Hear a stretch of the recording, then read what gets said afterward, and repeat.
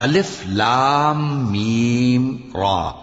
اے نبی، یہ کتاب الہی کی آیتیں ہیں، اور جو کچھ تمہارے پروردگار کی طرف سے تم پر نازل ہوا ہے حق ہے، لیکن اکثر لوگ ایمان نہیں لاتے۔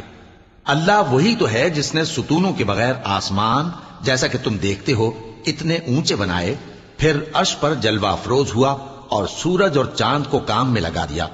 ہر ایک میعاد معین تک گردش کر رہا ہے، وہی دنیا کے کاموں کا انتظام کرتا ہے۔ اس طرح وہ اپنی آیتیں کھول کھول کر بیان کرتا ہے کہ تم اپنے پروردگار کے روبرو جانے کا یقین کرو۔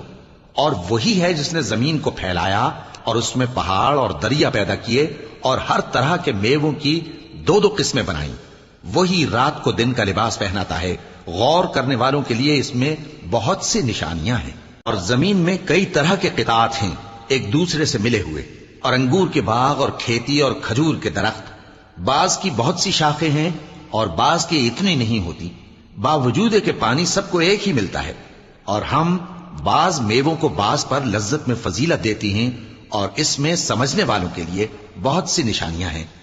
اگر تم عجیب بات سننی چاہو تو کافروں کا یہ کہنا عجیب ہے کہ جب ہم مر کر مٹی ہو جائیں گے تو کیا از سر نو پیدا ہوں گے؟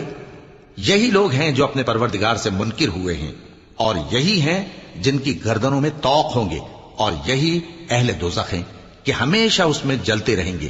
اور یہ لوگ بھلائی سے پہلے تم سے برائی جلدی سے مانگتے ہیں، یعنی طالب عذاب ہیں، حالانکہ ان سے پہلے عذاب واقع ہو چکے ہیں۔ اور تمہارا پروردگار لوگوں کو باوجود ان کی بے انصافیوں کے معاف کرنے والا ہے، اور بے شک تمہارا پروردگار سخت عذاب دینے والا ہے۔